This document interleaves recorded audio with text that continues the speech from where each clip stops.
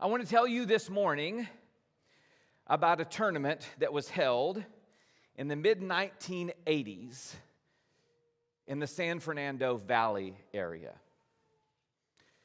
It was a pretty normal tournament, not a big deal at the time, pretty nondescript. You've been to these kinds of tournaments on a Saturday, basketball tournaments, volleyball tournaments, gymnastics meets.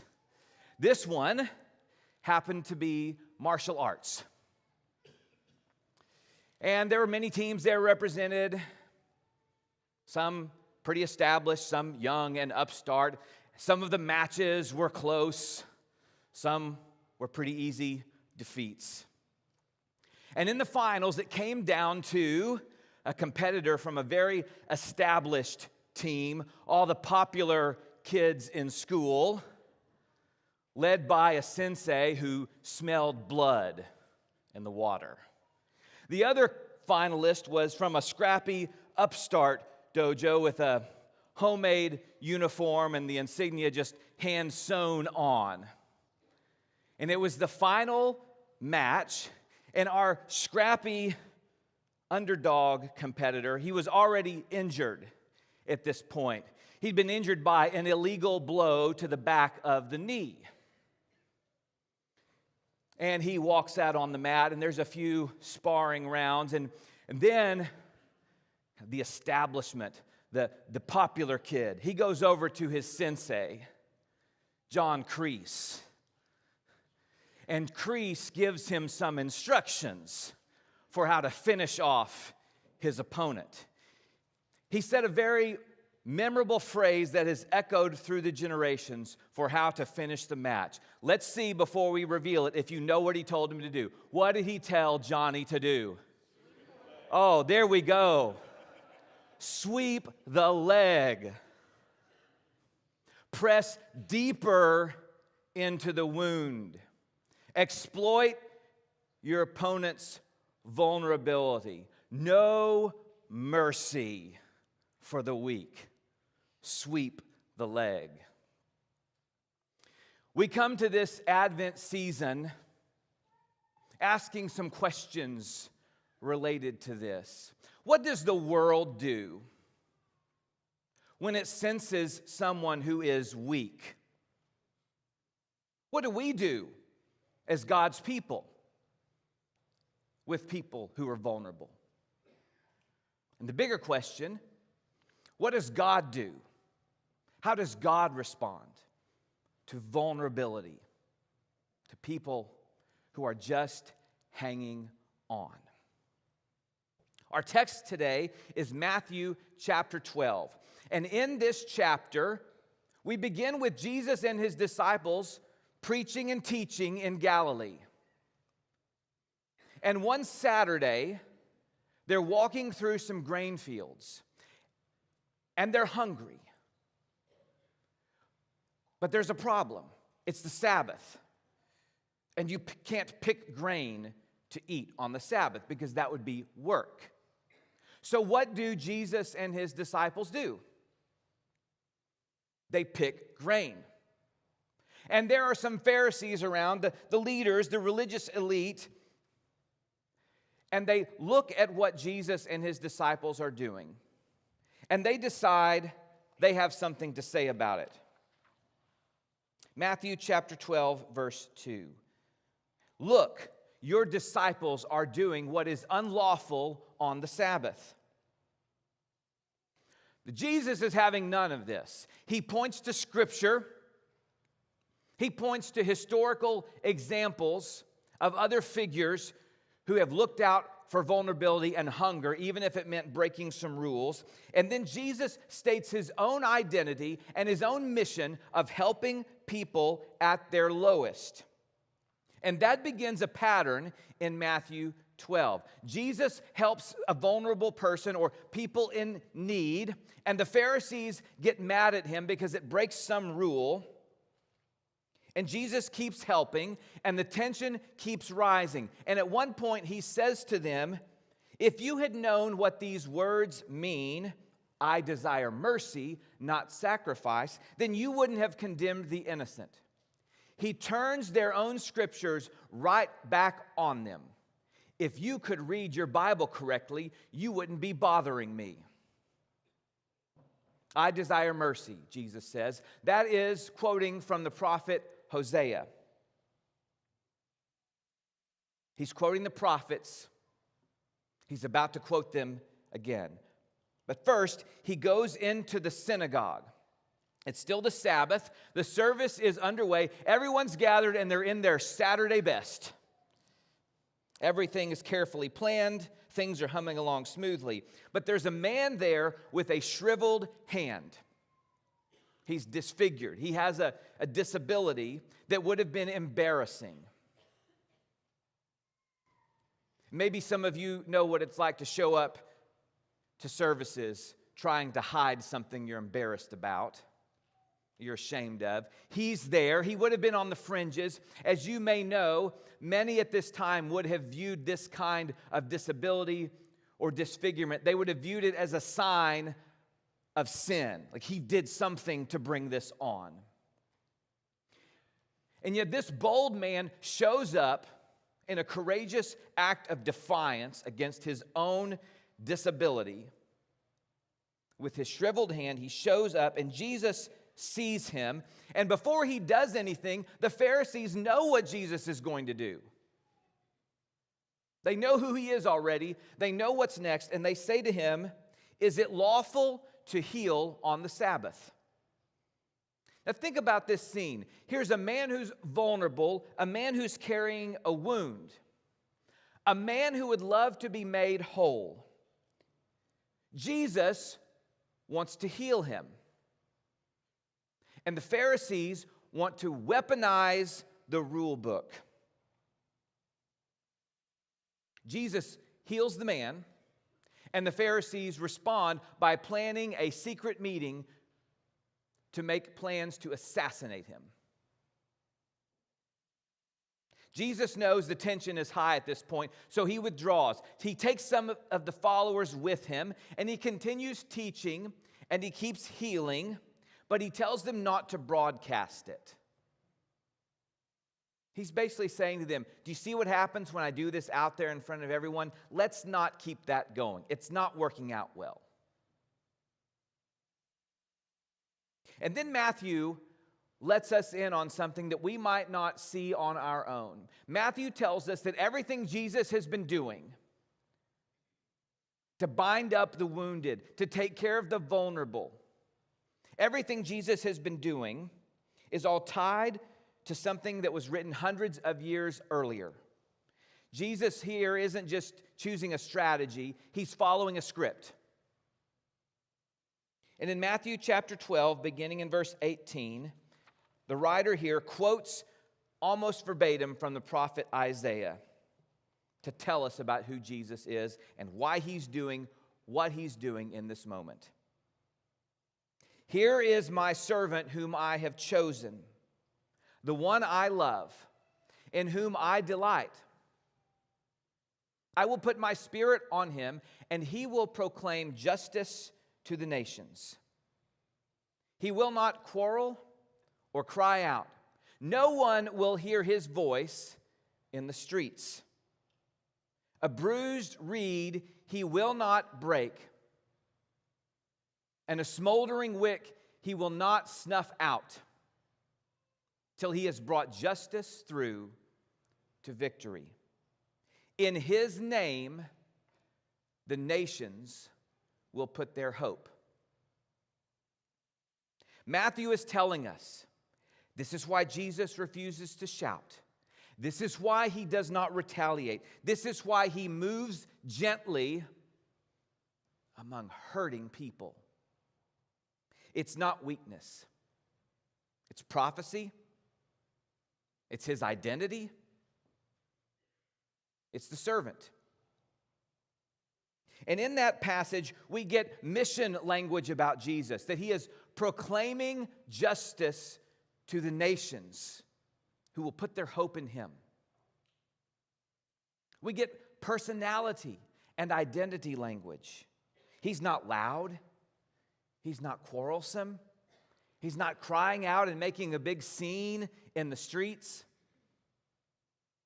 And then we get these two beautiful poetic images. A bruised reed. The kind of fragile shoot that just bends with a strong breeze. One careless touch and it just snaps. And yet the servant handles it with care.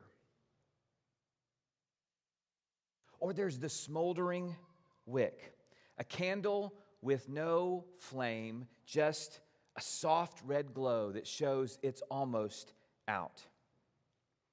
It wouldn't take the big bad wolf to blow it out, just a very small puff. Yet the servant has such restraint that the ember still glows. This is the Messiah of Advent, the gentle servant who sees hurting people and moves toward them. He treats them with tenderness. This compassion might be freshly embodied with Jesus, but it's not new to who God is. This isn't an Old Testament, New Testament kind of thing. If you go all the way back to Leviticus 19, there are vulnerable groups by name written into the law of God's people. Groups of people who should receive special care because they're in a vulnerable spot. Leviticus 19, by name, lists groups like the poor and foreigners and those who are deaf or blind or who have other disabilities, the elderly. God has always had a heart for the vulnerable and has always moved gently among bruised reeds and smoldering wicks. When we look around us and see how the world treats people, we usually see the opposite. The world sees someone weak and says, "Finish him." The world sees someone vulnerable and says, "Exploit her." Jesus even dealt with these dynamics in developing his role as the Messiah. Because there were some people, when Jesus came on the scene, who wanted a tough Messiah. One who would break Rome's back with military strength. Others wanted a Messiah who would threaten sinners with judgment so forcefully that Israel might finally straighten up and fly right and get the Roman Empire off their backs. That's not the way of Jesus, and it's not the kind of Messiah that he is and was. Jesus knows what it's like to have the vulnerable threatened. He was born into that kind of world. Matthew tells us earlier in his book that King Herod, threatened and insecure as he was, ordered the slaughter of all the children around Jesus' age, determined to eliminate any rival. Herod is the embodiment of sweep the leg. Jesus is the opposite of that. Born in a livestock pen, no power, no might, no fanfare, no sword or army, no platform.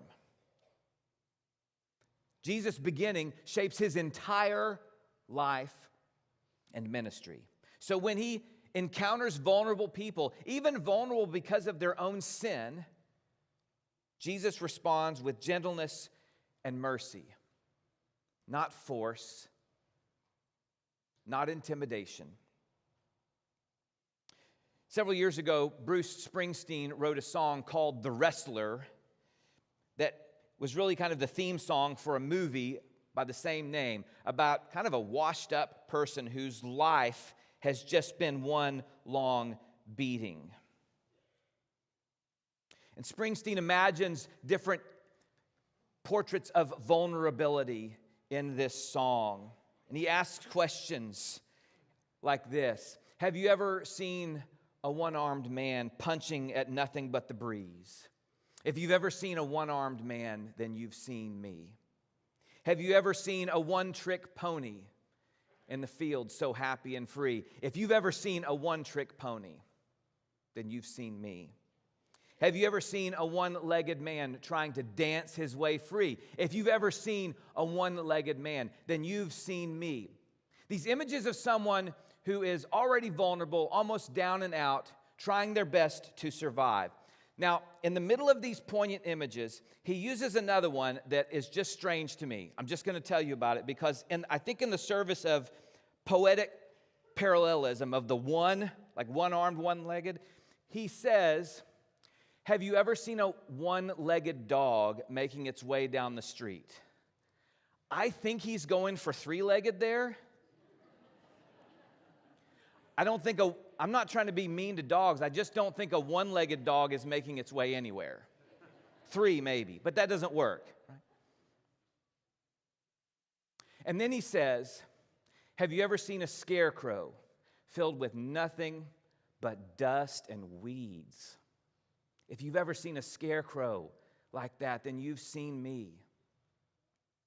Man, some of us know what that feels like.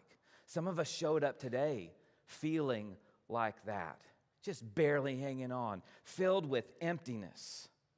That song embodies, I think, what it's like to be vulnerable.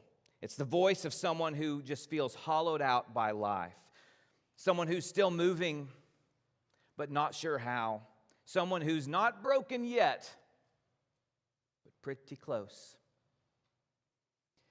Many of us recognize that voice. There have been seasons where we have felt like that scarecrow, like that wrestler, like that dog. We're bent and exhausted, and we're still standing, but barely. These are the people Isaiah is talking about. These are the people that Jesus is moving toward. The bruised reeds and the smoldering wicks. The ones who have been beaten down and are barely still burning because of how hard life is. Or maybe because of their own mistakes. Maybe something else. The Advent Messiah is the one who treats these people with gentleness and kindness. If we go back to our Matthew passage, immediately after he quotes Isaiah and he says, this is the servant, this is who Jesus is. Immediately after that, Jesus encounters another vulnerable man. One who's demon-possessed, who's blind and mute and cut off from his community. A bruised reed, if there ever was one. A smoldering wick. And Jesus heals him and restores him. He gives him his sight and his speech, and he gives him back to his people. And right after he does this, the Pharisees say, he must be doing this by demonic power. Even after the teachings, even after the healings, even after the Isaiah passage explaining what's happening, they cannot imagine that God would be this gentle. But here's the truth. God is this gentle. It's who the servant is. It's who Jesus is. And it's how he is with you. Now, I hear the objections in my head when we talk about gentleness and Jesus. I know what some of us might be thinking. Hey, now, remember the time when he made the whip and drove people out? Remember when he called people vipers and whitewashed tombs? And I hear that. But know this. When Jesus spoke or acted harshly, it was always toward people who are exploiting their power or being hypocritical in their judgments toward others. It was never toward vulnerable people, even people who were caught in sin. Some of you walked in here today as bruised reeds. You are bent low by grief or exhaustion, or you are carrying shame that you can't talk to anyone about, and you are barely holding on to the thinnest strand of hope. And some of you are smoldering wicks, and that flame that used to burn bright is now dangerously low. And your faith feels fragile. Your spirit might be faint, and your strength is almost gone. But the servant sees you. He knows what to do with people who are hurting. And he doesn't snap what's already bending. He doesn't blow out what's barely burning. He protects. And he steadies. He shelters. And he heals. You might feel like you are one breath away from collapse. But the breath of the servant is not a breath that blows you out. It is a breath that brings you back to life. This is the comfort of Advent, that the servant has come, quiet, gentle, faithful, full of mercy. In the chapter right before today's, when Jesus is speaking broadly about his identity to people who are carrying heavy loads, he says this in Matthew 11, "Come to me, all you who are weary and burdened, and I will give you rest. I am gentle and humble in heart, and you will find rest for your souls." So for the weary today, the bruised reeds, and the smoldering wicks, the message is simple. Come to Jesus. Bring him your vulnerability. He can receive it, and he will not exploit it like others might. And to those of us who are carrying some strength with us in this season of life, may we be those who can receive hurting people and treat them with the same gentleness as the servant. So hear this, you are safe with him. Your bruised reed, your smoldering wick, bring those to the servant who receives you with gentleness and care. Matthew tells us that in his name, the nations will put their hope. The nations will put their hope. And so can you. Let's stand and sing. Oh, come.